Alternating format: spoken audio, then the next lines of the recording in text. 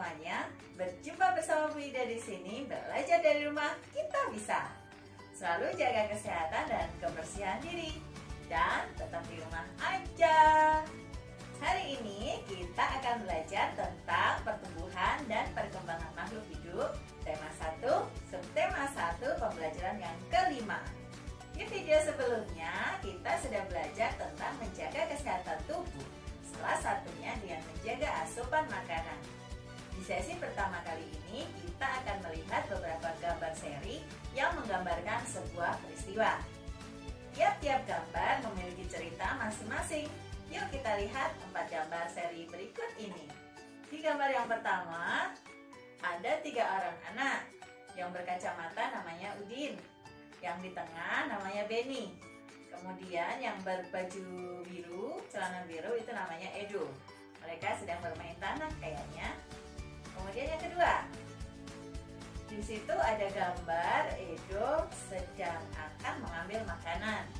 Sementara Benny dia sedang cuci tangan. Kemudian di gambar yang ketiga, 3 anak tersebut sedang makan dengan lahapnya. Lihat tuh, Benny, Udin, dan Edo. Mereka lagi asik makan tuh. Coba perhatikan. Dan di gambar yang keempat, Edo sedang jatuh sakit. Udin dan Benny sedang menjenguknya. Tugasmu kali ini adalah menuliskan cerita setiap gambar, yang kemudian cerita kalian tersebut akan tersusun menjadi sebuah peristiwa yang menarik. Tulislah tugas ini di buku tulismu. Untuk membuat kalimat yang baik, jangan lupa gunakan huruf besar di setiap awal kalimat. Selamat mencoba. Kita sampai di akhir sesi yang pertama. Kerjakan tugas yang ada. Kalian bisa pause videonya untuk mengerjakan tugasnya. Kalian juga bisa mengulang videonya jika ada yang kalian kurang mengerti. Sampai jumpa di video selanjutnya.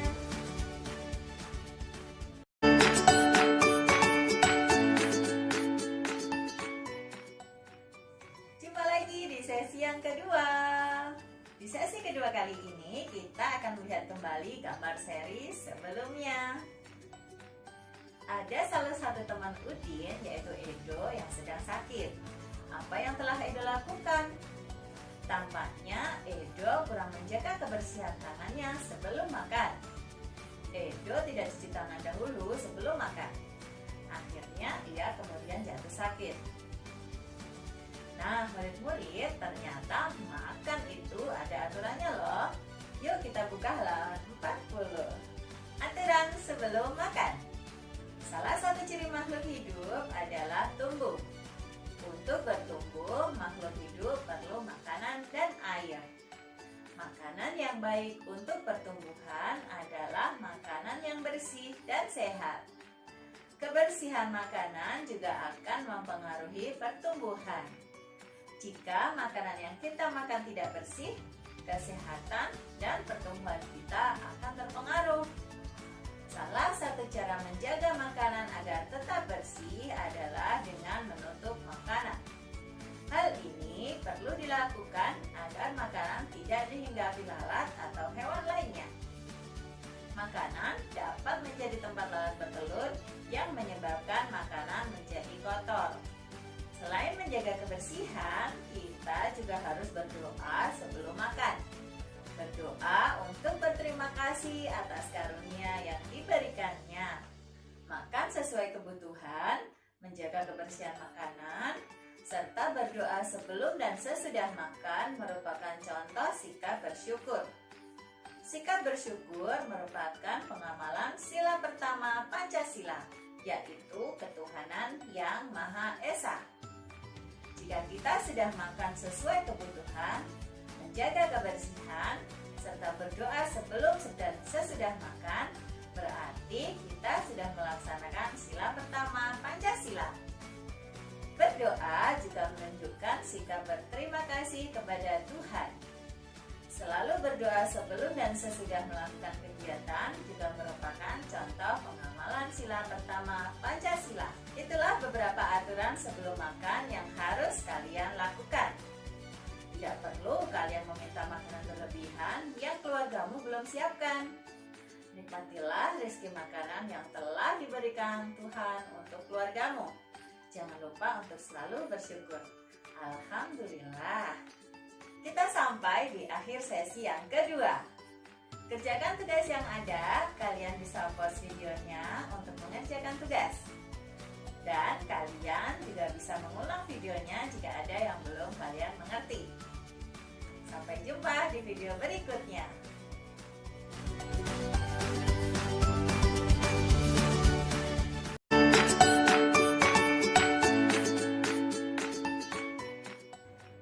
Jumpa lagi di sesi yang ketiga.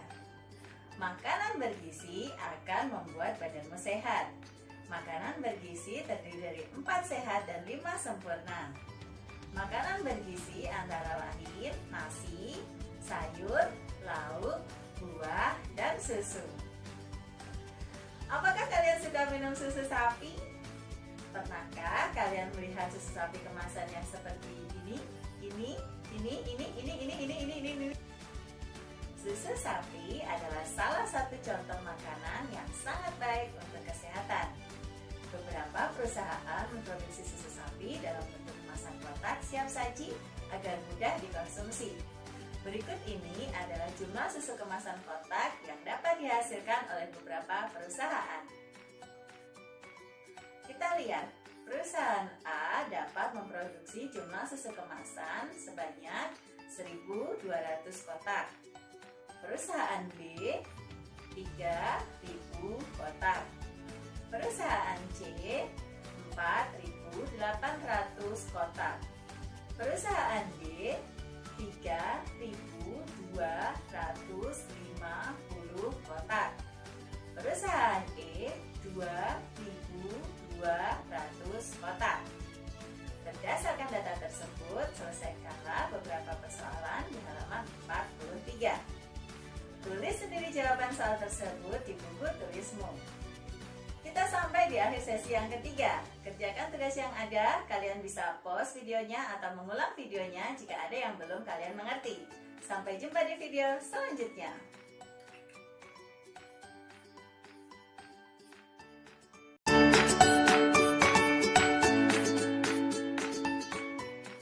Oke, kita masuk di sesi yang keempat. Kita lihat lagi jumlah susu kemasan yang diproduksi oleh beberapa perusahaan berikut ini. Tahukah kamu berapa jumlah susu kemasan yang dihasilkan oleh perusahaan A dan C? Kita dapat mengetahuinya dengan melakukan operasi hitung penjumlahan bersusun panjang berikut ini. Perhatikan baik-baik ya.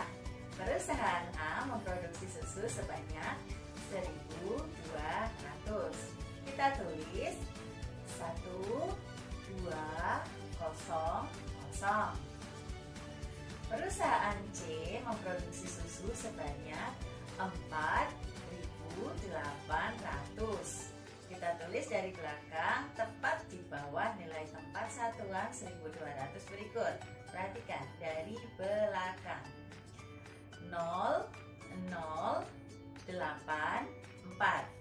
Kemudian tarik garis lurus di bawahnya. Jangan lupa beri tanda penjumlahan. Kita jumlahkan satu-satu dari belakang ya, hati-hati. Dari belakang. 0 ditambah 0 sama dengan 0. Kita tulis di bawahnya. Kemudian berikutnya nilai tempat puluhan ya. 0 ditambah 0 sama dengan 0. Berikutnya nilai tempat ratusan. 2 ditambah 8. 2 tambah 8 sama dengan 10. Ditulis angka yang belakang ya. Ditulis 0 di bawahnya. Nah, kemudian satunya kita pindah yang di depan. Di atas. Kita simpan di atasnya. Oke. 1 yang tadi disimpan ditambah dengan 1 ditambah dengan 4 sama dengan 6. Tulis di bawahnya. Jadi jumlah susu kemasan yang diproduksi oleh perusahaan A dan C sebanyak 6.000. Silahkan kalian coba mengerjakan soal halaman 44.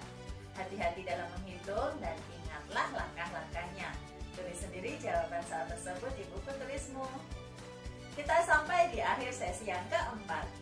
Kerjakan tugas yang ada, kalian bisa pause videonya atau mengulang videonya jika ada yang belum kalian mengerti. Nah, murid-murid semuanya, kalian sudah belajar bagaimana aturan makan yang benar, yaitu dengan cara menjaga kebersihan makanan, makan sesuai kebutuhan, dan berdoa sebelum dan sesudah makan. Berdoa sebelum dan sesudah makan merupakan cara kita bersyukur kepada Tuhan Yang Maha Esa.